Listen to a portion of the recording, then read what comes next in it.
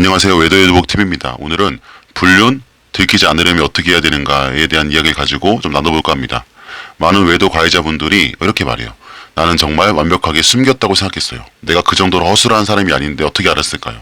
진짜 아무한테도 말 안 했고 모든 흔적도 다 지웠는데 왜? 근데 이상하게도 시간이 지나면 거의 다 들킵니다. 그게 1년이든 3년이든 10년이 지나도 배우자는 결국 알아차리죠. 그럼 여기서 질문 하나 드릴게요. 불륜은 정말 숨기기만 잘하면 끝까지 안 들킬 수 있을까요? 제가 상담해보고 제가 공부해본 바에 의하면 절대 그렇지 않습니다. 왜냐하면 불륜은 행위보다 감정이 드러나는 구조이기 때문이에요. 아무리 휴대폰을 잘 숨기고 행동을 치밀하게 계획해도 내 안에 그 죄책감과 미묘한 말투의 변화, 평소에 다른 에너지, 그런 사소한 낌새들이 이 모든 걸 무너뜨리는 시발점이 되거든요. 자, 그럼에도 불구하고 오늘은 아주 냉정하게 한번 가해자의 시선으로만 바라보겠습니다. 이 영상을 보시는 여러분들 중에서는 이미 불륜을 저지르는 분도 계실 수 있고 아직 들키지 않았지만 마음이 불안한 분들 또는 걸리지 않으면 계속 이어갈 수 있지 않을까라는 마음을 가진 분들도 있을 수가 있습니다. 오늘은 그런 분들의 입장에서 현실적으로 들키지 않으면 어떤 것들을 조심해야 하는지 좀 나눠보고자 합니다. 그렇다고 해서 이 영상이 불륜을 장려하거나 외도를 정당화하려는 건 아닙니다. 오히려 이 모든 걸 다 지키고 조심해야만 겨우 들키지 않을 정도라면 그 관계는 이미 파국을 향해 달려가고 있다는 걸 깨닫게 해드리기 위한 이야기일 수 있어요. 그러니 불륜을 숨기고 있는 누군가에게는 현실적인 경고, 그리고 피해자 입장에서는 듣고 계신 분들에겐 냉정한 정보가 될 수 있도록 하나하나 짚어보겠습니다. 그러면 첫째, 감정을 들키지 마라. 불륜을 들키는 출발점은 대부분 감정입니다. 사람들은 흔히 이렇게 말하죠. 증거는 하나도 없는데 어떻게 알았지? 나는 정말 완벽하게 숨겼는데 왜 걸린 거지? 근데 실제로 불륜이 들통나는 과정을 자세히 보면 핸드폰, 통화기록, 위치 추적 같은 이 기술적인 문제보다 먼저 드러나는 건 분위기입니다. 다시 말해 감정이 행동에 묻어나온 그 순간부터 이미 들키고 있는 거예요. 배우자는 사소한 변화를 가장 먼저 알아차리거든요. 왜냐하면 매일 함께 생활하는 사람은 말투, 표정, 시선, 무게, 중심, 말 끊는 타이밍, 호흡까지 몸으로 다 기억하고 있어요. 그러니까 당신이 생각하는 것보다 훨씬 빠르게 민감하게 이 기류의 변화, 이 분위기를 감지합니다. 예를 들면 이런 거예요. 예전보다 말수가 줄어들거나 반대로 불필요하게 많아졌을 때 감정이 다른 곳에 가 있으니 대화가 줄기도 하고 불안해서 어색한 분위기를 덮으려다가 말이 많아지는 경우가 있죠. 또 시선이 달라지는 경우가 있어요. 배우자의 눈을 제대로 못 마주칩니다. 감정을 숨기려는 사람은 눈을 피하거든요. 그건 훈련된 연기자가 아니면 숨기기 어려운 신호예요. 그리고 표정이 또 어색해집니다. 예전 같으면 웃으며 넘겼을 농담에 갑자기 뚝딱하게 굳은 얼굴로 반응하거나 억지로 웃는 듯한 기운이 나거든요. 스킨십 반응이 달라져요. 포옹이나 손잡기 같은 접촉이 예전보다 좀 어색해지고 몸이 굳거나 자연스럽지 않은 긴장감이 느껴져요. 본인도 모르게 이 접촉이 불편하다는 신호가 몸에서 새어나오죠. 이건 아무리 숨기려고 해도 배우자의 피부 감각이 먼저 감지합니다. 또 하나, 불륜을 시작하면 그 죄책감이 따라와요. 그 죄책감 때문에 배우자에게 갑자기 잘해주는 경우도 생깁니다. 괜히 더 웃고 더 친절하고 선물도 사주고. 근데 문제는 이 갑작스러운 친절은 오히려 더 큰 의심을 부르거든요. 그러니까 배우자가 이렇게 말하죠. 요즘 갑자기 왜 이래? 뭔가 느낌이 이상해. 그러니까 그 순간부터 의심이 시작되는 거예요. 그 의심을 사서 시작이 되는 거예요. 그리고 관찰이 시작됩니다. 여기서 중요한 건 의심이 시작된 시점부터 들키는 건 시간 문제라는 사실이에요. 왜냐하면 인터넷 검색하면 이제 다 나옵니다. 내가 의심했던 거, 내가 생각했던 것들을 검색하잖아요. 다 알려줘요, 사람들이. 그러니까 들키지 않으려면 어떻게 해야 되느냐? 딱 한 가지예요. 감정을 숨겨야 돼요. 정확히 말하자면 감정을 없애야 돼요. 불륜 상대에게 빠져든 감정을 철저히 차단하고 배우자와의 일상에서 그 어떤 변화도 만들지 말아야 돼요. 말투, 표정, 스킨십, 대화의 양, 말의 주제, 일상, 루틴 모든 걸 예전 그대로 유지해야만 겨우 위태롭게 버틸 수 있습니다. 그렇지 않으면 당신이 먼저 감정에서 무너지고 그게 곧 들통나는 단서가 됩니다. 둘째, 패턴을 유지하라. 불륜이 들키는 두 번째 이유는 일정의 흔들림이에요. 다시 말해 생활 패턴이 이전과 달라지는 순간부터 배우자의 감각은 발동해요. 사람은 누구나 자신만의 그 리듬이 있어요. 출근 시간, 퇴근 시간, 집에 들어오는 방식, 잠드는 시간, 휴대폰을 확인하는 빈도, 주말에 움직이는 동선. 이런 것들은 평소에 말하지 않아도 배우자와 함께 살아가면서 자연스럽게 공유되는 정보들이죠. 근데 불륜이 시작되면 이 생활 패턴에 변동이 생길 수밖에 없어요. 처음엔 조심하려고 노력하는데 약속은 평일 점심시간으로 잡고 퇴근 시간에 크게 벗어나지 않으려고 하고 주말은 피하면서 금요일이나 월요일쯤으로 조정하는 시기예요. 그러니까 문제는 그 작은 변화 하나가 이미 기존의 리듬에서 벗어났다는 거예요. 배우자는 그것을 보고 눈치채요. 예전보다 퇴근 시간이 조금 밀린다. 갑자기 회사 일이 바빠졌다. 전화 받는 장소가 자주 바뀐다. 이유 없는 외출이 늘어나고 왜 나갔는지 설명이 구체적이지가 않다. 일정에 대해 설명할 때 머뭇거리거나 날짜를 헷갈린다.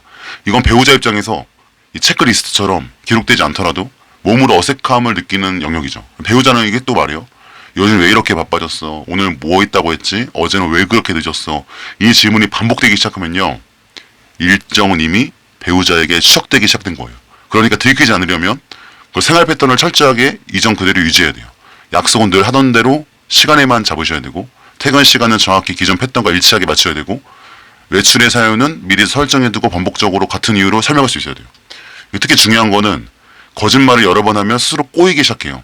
불륜 중인 사람의 공통적인 실수 중에 하나가 배우자는 자세히 안 들어라고 착각하는 거예요. 근데 실상은 그렇지 않거든요. 배우자는 말의 흐름, 말투, 얼굴, 행동까지 다 통합해서 반응해요. 단어 하나의 오류보다는 전체 흐름이 이상할 때 바로 의심이 생기는 거예요. 그리고 일정에 의심이 생기기 시작하면 그 다음부터는 통화 기록, 위치 기록, 블랙박스, 카드 내역으로 순식간에 진짜 하루아침에 다 넘어갑니다. 즉 일정이 무너지면 그 다음은 이제 시간 문제인 거예요. 결론은 이렇습니다. 불륜 중에도 안 들키고 싶다면 일정을 예전 그대로 해야 돼요. 오히려 예전보다 더 규칙적인 사람으로 보여야만 합니다. 조금이라도 이상해지면 결국 걸립니다. 셋째, 디지털 흔적을 제거해라. 불륜이 들통나는 세 번째 경로는 바로 디지털 흔적이에요. 오늘날의 외도는 대부분 휴대폰에서 시작해서 휴대폰으로 끝납니다. 그만큼씩 기기가 관리 허술하면 아무리 감정과 패턴을 숨겨도 무너지게 돼 있어요. 사실 많은 외도 가해자들이 상담 도중에 이렇게 말씀하시거든요. 나는 진짜 다 지웠는데 어떻게 알았을까요? 비밀번호 걸어놨는데 위치 공을 꺼놨는데 타임라인을 못 보는데 어떻게 알았을까요? 근데 하지만 현실은 뭐냐면 아무리 조심해도 기술은 감정보다 정확합니다. 증거는 말보다 강력하잖아요. 그러니까 이런 실수가 반복이 되는 거예요. 문자는 삭제했는데 상대방이 보낸 문자는 지우지 못했다는 거죠. 통화 기록은 지웠는데 사실 카카오톡 전화는 기록이 안 남아요. 사진은 지웠는데 앨범 삭제만 하고 휴지통은 안 비우는 경우. 위치 공유는 껐는데 구글 위치 기록이나 아이클라우드 자동 백업은 활성화된 상태. 여기에 더해서 블루투스 연결 기록, 와이파이 자동 접속 기록, 내비게이션 검색 기록, 카카오페이, 네이버페이, 카드 승인 문자, 배달앱 주문 내역. 이게 생각하지 못한 곳에 정말 많이 연결된 흔적들이 남아있어요. 그러니까 배우자가 의심이 들면 이거 알아보잖아요. 진짜 1개 이상 나옵니다. 문제는 이거예요.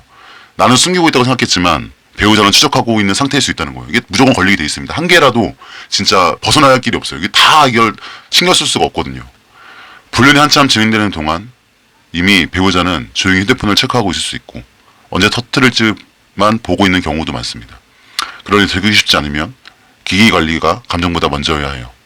다음과 같은 점검을 해야 되죠. 문자, 사진, 통화기록, 카카오톡 삭제한 다음에 휴지통 비우기까지 해야 되고 상대방 단말기에 남은 기록까지 고려해야 되고 워치나 PC, 카톡 이런 거 다 지워야 됩니다. 백클라우드 백업, 구글 계정, 로그아웃하거나 기록 꺼두지 않으면 자동 동기화로 흔적이 남고 안 지워집니다. 그리고 블랙박스 음성, 차 안에서 통화하거나 대화 나누는 거 고스란히 녹음되고 그 파일이 또 클라우드로 자동 업로드되는 경우도 있어요. 아이폰은 또 위치, 중요 위치 기능으로 자주 방문하는 장소를 자동 저장하죠. 이걸 모르고 있다 그대로 발각되는 경우가 많아요. 그러니까 기억해야 돼요. 배우자는 알고자 하면 기술을 더 잘 모르더라도 의심 생기면 무조건 찾아냅니다. 인터넷 검색하면 다 알려줍니다. 요즘에. 결국 기술적으로 안 들키려면 매일매일 아이폰 한 대와 안드로이드 한 대를 동시에 관리해야 할 만큼의 철저함이 필요해요. 그 정도의 압박을 견딜 수 없다면 무조건 불륜은 걸리는 거예요. 그리고 한 가지 더, 아무리 지워도 불안감이 남아요.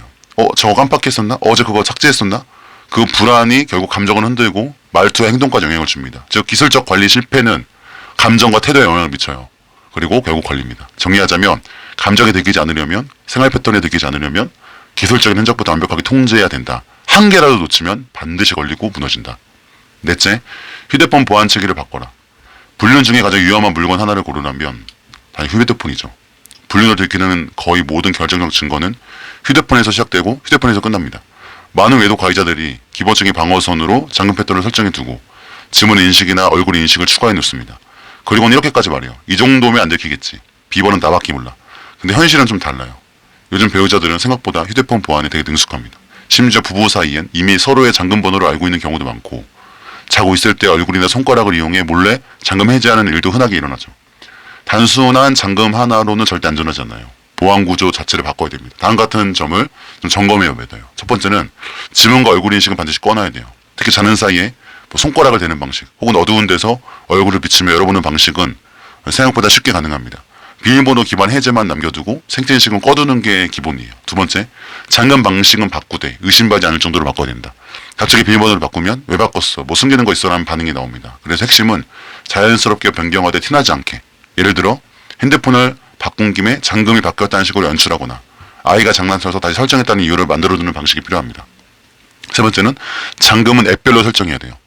휴대폰 잠금으로는 부족해요. 실제 증거가 남는 건 대부분 카카오톡이나 사진첩이나 갤러리, 메모장, SNS 앱이거든요. 그러니까 이 앱들마다 별도의 비밀번호로 설정되지 않으면 잠금만 뚫려도 다 드러나는 거죠.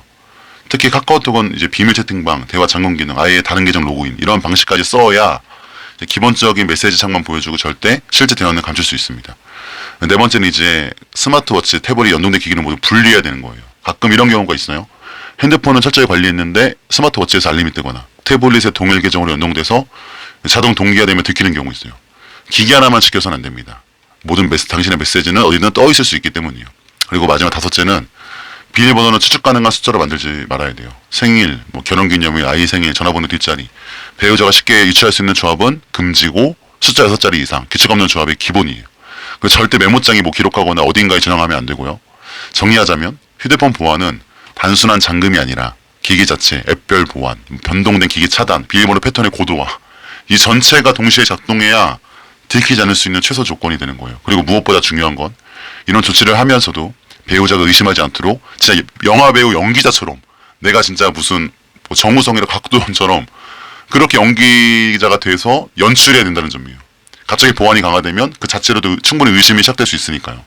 결론적으로 핸드폰은 외도 중인 당신의 가장 큰 약점이자 가장 위험한 노출 지점이에요.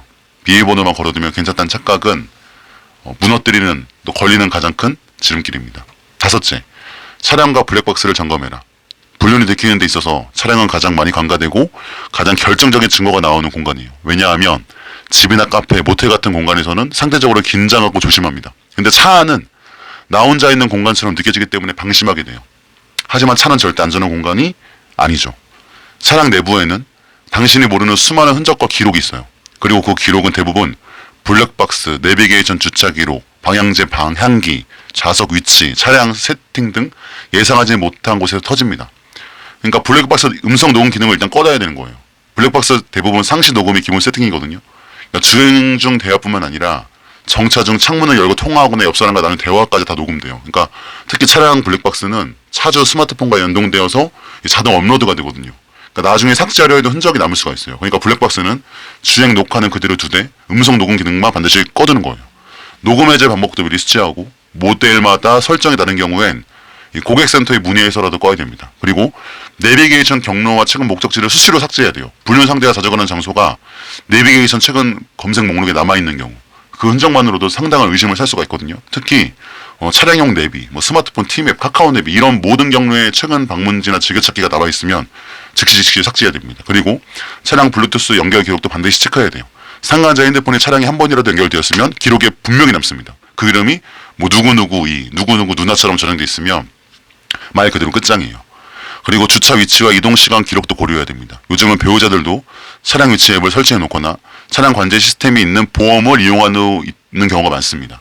차량을 평소에 가던 곳이 아닌 장소에 자주 세운다든지 퇴근길에 동선이 돌게 되면 그것만으로도 의심이 되는 거예요.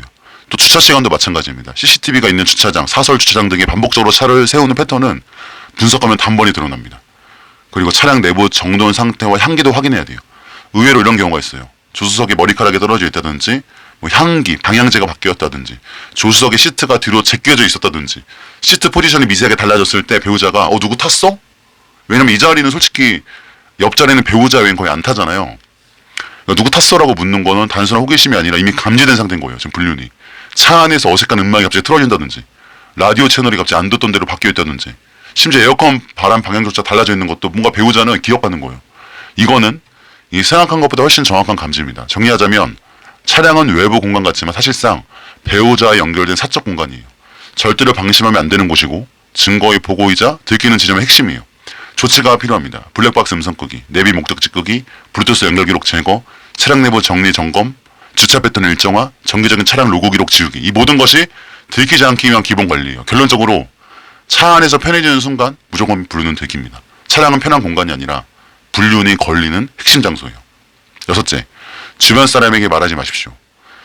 불륜을 숨기고 싶다면 반드시 지켜야 할 한 가지, 절대로 아무에게도 말하면 안 돼요. 단 한 사람에게도 털어놓는 순간 그건 비밀이 아니라 육통적인 정보가 됩니다. 많은 외도 가해자들이 감정적으로 이렇게 행동해요. 누군가에게 말하지 않고는 못 베겼어요. 내가 정말 좋아하는 사람이 생겼다는 걸 제 친한 친구에게는 말하고 싶었어요. 그 친구는 입이 무거운 편이라 절대 말 안 해요. 네, 하지만 현실은 다릅니다. 영원한 침묵은 없어요. 입 밖에서 나오는 순간 정보는 내 손을 떠나는 거예요. 이거 기억해야 돼요. 아무리 믿는 사람이라 할지라도 절대 비밀인데라면서 다른 사람한테 말할 가능성이 늘 존재합니다. 그 말은 시간차를 두고 계속 돌고 돌아서 결국 배우자 귓속에 들어가요. 그 심지어 가까운 친구, 선배, 동료라 할지라도 상황이 바뀌면 언제든지 말할 수 있다. 그리고 조언을 구하는 척 말하지 말아라.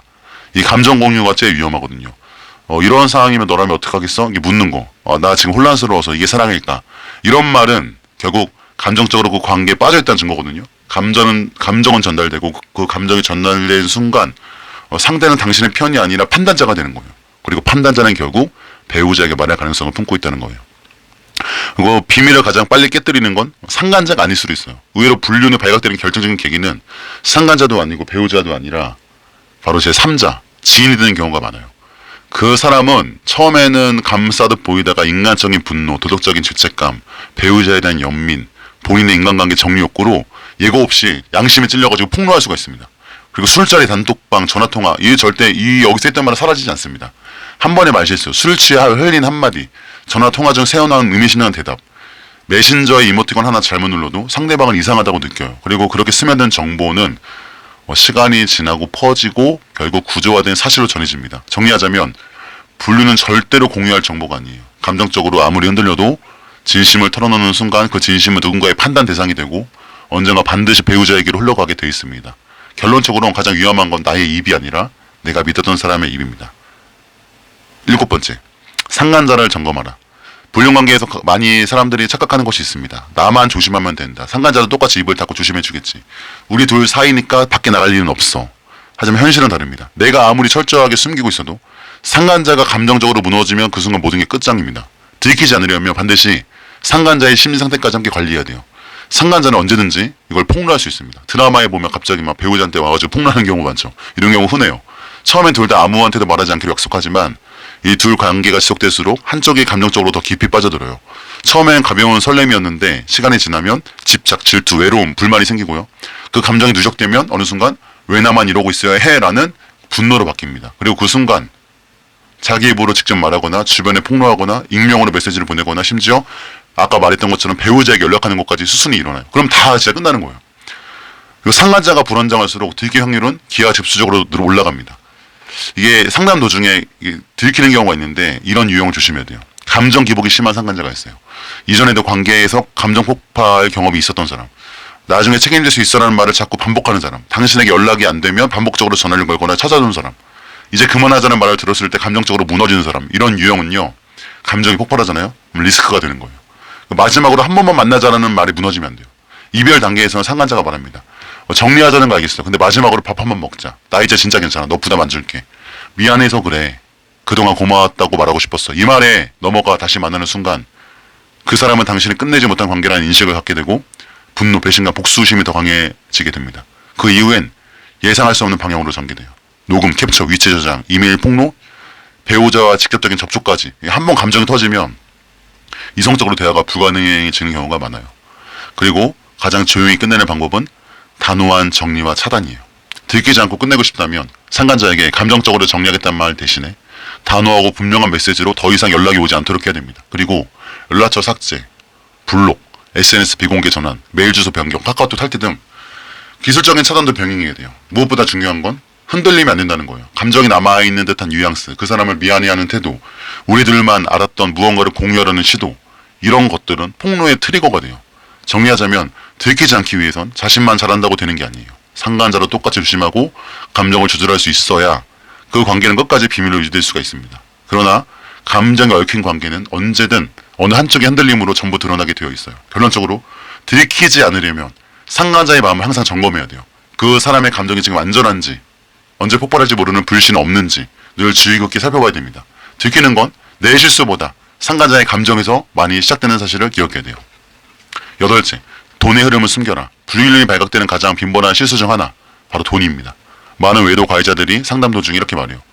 밥 한 끼 먹은 건 되게 뭐, 10,000원도 안 되는 커피값인데 설마. 현금 썼으니까 안 느꼈을 거야. 현실은 다릅니다. 배우자들은 생각보다 훨씬 예민하게 카드 승인 문자, 계좌 내역, 소비 패턴의 변화를 진짜 신기하게 알고 있어요. 이게 신경 쓰지 않던 4,000원의 커피값, 의심의 시작이 될 수 있습니다. 카드 결제는 절대로 일단 하면 안 돼요. 이거는 문자 한 통으로 끝나거든요. 요즘 대부분의 배우자들은 남편 또는 아내의 카드 알림 문자를 공유받고 있거나 매달 카드 명세서를 꼼꼼히 확인합니다. 진짜 100원 단위까지 확인하시는 분도 있어요. 특히 평소에 안 가는 장소에서 소액 결제, 이거 되게 가볍게 생각하거든요. 아닙니다. 이거 진짜 무겁게 생각하는 배우자들 되게 많아요. 100원 단위로. 즉시 의심의 포인트가 되는 거예요. 평일 대낮에 뭐 카페 결제한다든지 특정 동네의 음식점이나 베이커리, 뭐 저녁 시간에 특정 편의점 구매, 뭐 차량 내부에서 결제된 모바일 주유소 사용, 이런 것들이 반복되면 배우자는 자동으로 여기 어디지? 이 시간에 왜 여기 있지? 하고 찾아보게 됩니다. 그럼 걸리는 거예요. 카드 내역은 지운다고 지워지지 않아요. 영구적으로 남습니다. 카드사, 은행, 가계부 앱, 통합 금융관리 서비스 등 여러 경로로 동기화되어 저장되고 있기 때문에 한 번 결제되면 흔적이 남아요. 계좌이체, 카카오페이, 간편 결제도 마찬가지예요. 현금을 쓴다고 안심하더라도 ATM기에서 현금을 인출한 기록 자체가 남습니다. 그리고 반복적인 현금 인출은 배우자에게 의문을 갖게 만들어요. 왜 요즘 계속 현금을 쓰지? 그 많은 현금 어디에 쓴 거지? 이거 누구 줬나? 술 마신다고 했는데 왜 식당은 카드 내역이 없어? 심지어 카카오페이, 토스페이, 네이버페이처럼 이 간편 결제 서비스로 쓴 내역도 그대로 남아있어요. 대부분의 경우 배우자들이 금융앱을 연동해 놓고 있어서 모든 흐름을 한눈에 볼 수 있습니다. 그리고 선물 구매, 택시비, 숙박 관련 지출은 특히 치명적이에요. 가장 위험한 지출 항목 중에 하나가 의미 없는 금액이 아니라 의심받을 의미 있는 내역이 되게 중요해요. 뭐 쇼핑몰에서 사는 화장품, 꽃집, 특정 브랜드 쿠폰 구매, 뭐 택시비, 모텔, 호텔, 에어비앤비, 숙박앱 결제 내역, 이런 것들은 한 번만 찍혀도 배우자가 날짜, 금액, 장소 모두 조합해가지고 정확하게 분석합니다. 실제로 수많은 불륜이 이런 내역 한 줄 때문에 시작이 돼요. 이거 뭐야? 이 나라 어디 있었지? 누구랑 갔는데 이 세 질문에 만약에 1초 만에 대답 못하잖아요? 그럼 그냥 걸리는 거예요. 그리고 안전하려면 돈의 흐름 자체를 없애야 돼요. 불륜을 유지하려면, 들키지 않으려면 정말 냉정하게 돈을 전혀 쓰지 않거나 상환자가 모든 비용을 부담하든가 소비행위 자체를 최소해야 됩니다. 단 한 번의 커피값, 단 한 번의 선물, 택시 한 번, 주유 한 번이 불륜을 걸리게 하는 거예요. 정리하자면 지출은 기록됩니다. 기록은 연결되고 연결은 결국 들통으로 이어집니다. 소액이니까 괜찮겠지? 아니요. 이미 그 소비는 흔적이에요. 불륜의 증거입니다. 결론적으로 불륜 중에 들키지 않으려면 감정과 일정을 숨기는 것보다 먼저 경제 흐름을 완벽하게 관리해야 돼요. 들키는 건 대부분 커다란 실수가 아니라 아무것도 아닌 금액에서 시작됩니다. 9째, 성적인 변화. 불륜에 들키는 핵심적인 단서 중 하나는 바로 부부관계에서의 변화예요. 그 중에 성적인 변화예요. 많은 외도 가해자들이 이 부분을 간과하세요. 그냥 피곤한 척하면 오늘 넘어가겠지. 원래 요즘 안 하던 거니까 안 해도 되겠지. 이 성격 차이로 거래감이 생긴 것처럼 보이겠지. 네, 하지만 배우자는 모릅니다. 아니요?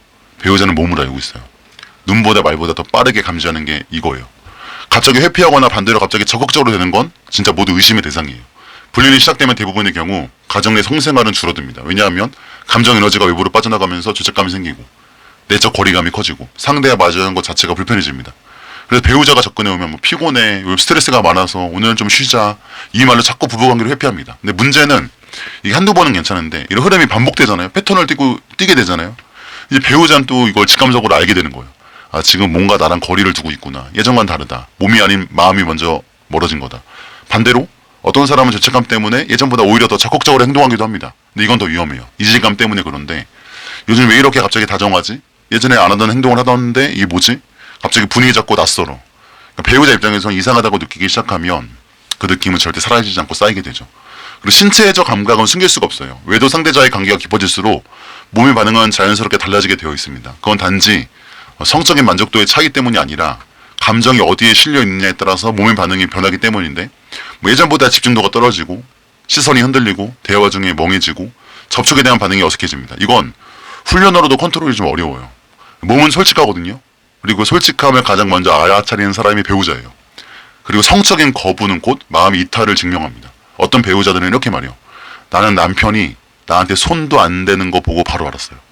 예전엔 그 짧은 스킨십 하나로도 애정을 느꼈는데 요즘은 그냥 스쳐 지나가듯 하거나 아예 잠든 척 하더라고요. 이건 단순한 성생활의 감소 문제가 아니죠. 애정의 방향이 바뀌었다는 명백한 신호입니다.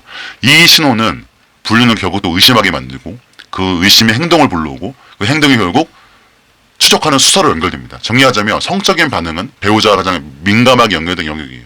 여기서 변화가 느껴지기 시작하면 배우자는 무언가 시작됐구나라는 것을 감각적으로 합니다. 그 감각은 굉장히 정확해요. 한번 발동되면 멈추지 않습니다. 그리고 인터넷 검색하게 되죠? 그럼 걸리는 거예요. 결론적으로 들키고 싶지 않다면 당신의 몸에서도 감정이 새어나가지 않도록 연기해야 돼요. 연기자처럼, 아까 정우성, 곽도원처럼. 하지만 그 연기가 몸으로 거의 불가능하다는 것이 가장 큰 리스크입니다. 가장 은밀한 공간에서 가장 먼저 무너지는 건 바로 본능이기 때문이에요. 마지막 10번째, 죄책감은 감춰지지 않는다. 불륜이 들키는 가장 근본적인 이유는 결국 감정이 무너졌기 때문이에요. 그 중에서도 가장 강력한 감정, 바로 죄책감입니다. 사람들은 흔히 이렇게 말합니다. 나는 최대한 아무것도 아무렇지도 않게 행동했어요. 표정도 말투도 다 평소처럼 했는데 왜 들켰는지 모르겠어요. 하지만 실제로 들통난 사람의 대부분은 이미 죄책감이 태도에 고스란히 드러나고 있었습니다. 이 본인만 몰랐을 뿐이에요. 죄책감은요, 말투에서 묻어납니다. 평소 같았으면 아무렇지 않게 행동했을 농담에 미묘하게 반응이 줄고 예전보다 대화가 짧아지고 질문에 대한 대답이 단답형으로 바뀝니다. 혹은 갑자기 필요 이상으로 다정해지거나 쓸데없는 친절을 베풀게 됩니다. 그리고 그런 변화는 오히려 왜 이러지, 뭐 잘못했나 하는 배우자의 의심을 키우는 촉매제가 되죠. 표정은 더 정확하게 또 죄책감을 드러냅니다. 말은 웃고 있는데 눈은 웃고 있지 않다든지, 눈을 마주치는 걸 회피하거나, 말할 때 눈동자가 흔들리거나, 배우자가 앞에서 갑자기 무력해지고 말수가 줄어들거나, 이런 변화는 배우자가 가장 먼저 느껴요. 그 이유는 단 하나, 매일 보고 살았기 때문이에요. 지금까지 함께한 시간이 말해줍니다. 이건 평소의 당신이 아니다. 그리고 죄책감은 또 관계 전체 분위기를 바꿔버립니다. 가장 무서운 건 죄책감은 단순한 말투나 표정에 그치지 않고 가장 전체의 에너지를 바꿔버립니다. 분위기가 어두워지고 함께 있어도 긴장감이 돌고 아무 말 없이 함께 있어도 예전만큼 편하지 않고 배우자가 괜히 눈치 보게 되고, 이 모든 건 사실상 당신의 죄책감이 전달되고 있다는 증거예요. 감정은 전달됩니다. 그리고 상대를 불편하게 만들고 그 불편함은 의심으로 바뀌는 거죠. 또 나만 알고 있는 비밀은 결국 일상 전체를 뒤흔들게 돼요. 혼자 간직하고 있는 이 불륜, 아무에게도 말하지 않았고 증거도 없고 티도 안 냈다고 생각했지만 이미 마음 안에서 죄책감이 자라나기 시작하면 그 감정은 결국 행동으로, 분위기로, 무의식으로 내가 알게 모르게 스며나와요. 결국 말하지 않았지만 이미 들키는 거죠.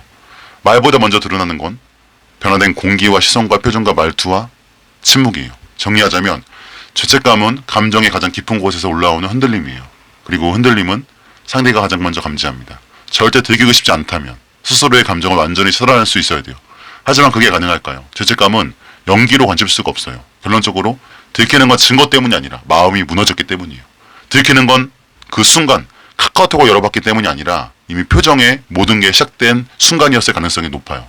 자, 여기까지 불륜이 들키지 않기 위해 10가지 방법에 대해서 말씀드렸습니다. 감정, 행동, 시간, 기술, 언어, 공간, 돈, 관계, 몸, 분위기, 이 모든 걸 다 조심하고 한치의 실수 없이 매일같이 연기해야 되고 상대 반응까지 예측하면서 관리해야 비로소 안 들킬 수 있는 거예요.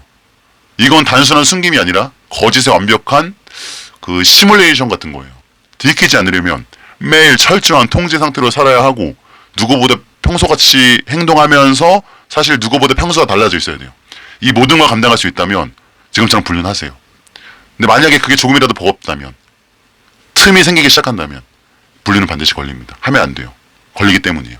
불륜은 절대 안전하지 않습니다. 그리고 대부분의 사람은 그걸 숨긴 만큼 사람이 아니에요. 못 숨깁니다. 그러니까 결국 걸리는 거예요. 이건 경고도 훈계도 아닙니다. 그냥 현실이에요. 판단은 언제나 당신의 몫입니다. 감사합니다.